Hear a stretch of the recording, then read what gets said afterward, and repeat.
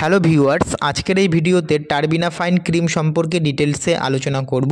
এই যে টারবিনাফাইন ক্রিমটি রয়েছে, এই ক্রিমটির ইউজ কী রয়েছে, কিভাবে কাজ করে, এর সাইড এফেক্ট কী, প্রিকশন কী, কিভাবে আপনারা ব্যবহার করবেন, সমস্ত বিস্তারিত আলোচনা করব আজকের এই ভিডিওতে। তাই অবশ্যই ভিডিওটি সম্পূর্ণ দেখার অনুরোধ রইল।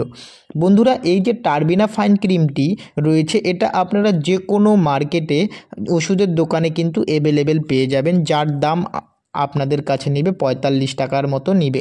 এখন বলছি, এই যে টারবিনাফাইন ক্রিমটি রয়েছে, এটা হচ্ছে একটা অ্যান্টি ফাঙ্গাল ক্রিম, যেটা আমাদের বডিতে ফাঙ্গাল ট্রিটমেন্টের জন্য কিন্তু ব্যবহার করা হয়ে থাকে।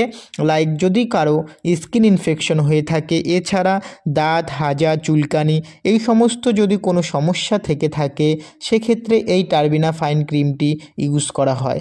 এছাড়া এই টারবিনাফাইন যেটা রয়েছে, এই টারবিনাফাইন ক্রিম ছাড়াও জেল, স্প্রে ফর্মেও কিন্তু পাওয়া যায় এই টারবিনাফাইন। এখন বলছে, এই যে টারবিনাফাইন ক্রিমটি রয়েছে, এটার ব্যবহার করার ফলে কি কি সাইড এফেক্ট হতে পারে।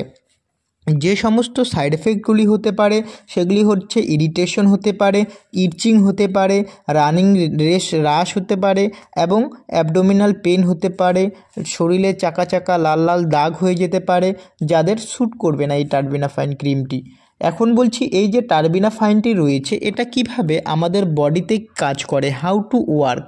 এই যে টারবিনাফাইন ক্রিমটি, এটা হচ্ছে একটা অ্যান্টি ফাঙ্গাল ক্রিম, যেটা কিল করতে সাহায্য করে। আমাদের বডিতে যে সমস্ত ফাঙ্গাসগুলি রয়েছে, সেই ফাঙ্গাসগুলিকে কিল করতে সাহায্য করে এবং তার পাশাপাশি যাতে গ্রো হতে না পারে, সেই ফাঙ্গাসগুলি যাতে আরও বেশি বেশি করে যাতে ছড়াতে না পারে, সেদিকটাকে প্রিভেন্ট করে এই টারবিনাফাইন ক্রিমটি।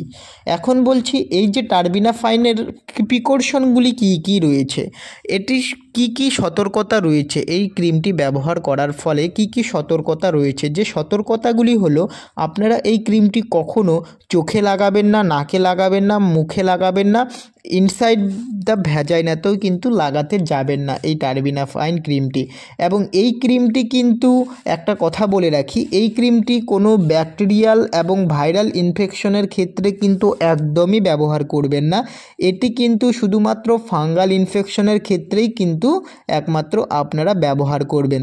এবং এই ক্রিমটি অবশ্যই বাচ্চাদের কাছ থেকে দূরে রাখবেন, কারণ বাচ্চারা এই ক্রিমটি মুখে বা চোখে লাগাতে পারে বা মুখে নিতে পারে। সেক্ষেত্রে এই ক্রিমটি বাচ্চাদের কাছ থেকে দূরে রাখবেন। এবং এই ক্রিমটি ব্যবহার করার আগে অবশ্যই আপনারা ডক্টরের পরামর্শ অনুযায়ী এই ক্রিমটি ব্যবহার করবেন। যদি ডক্টর প্রেসক্রাইব করে তাহলে আপনারা এই ক্রিমটি ব্যবহার করবেন, না ছাড়া একদমই এই ক্রিমটি ব্যবহার করবেন না। আশা করি আপনাদের ভিডিওটি ভালো লেগেছে। যদি ভিডিওটি ভালো লাগে অবশ্যই চ্যানেলটিকে সাবস্ক্রাইব করে পাশে থাকবেন।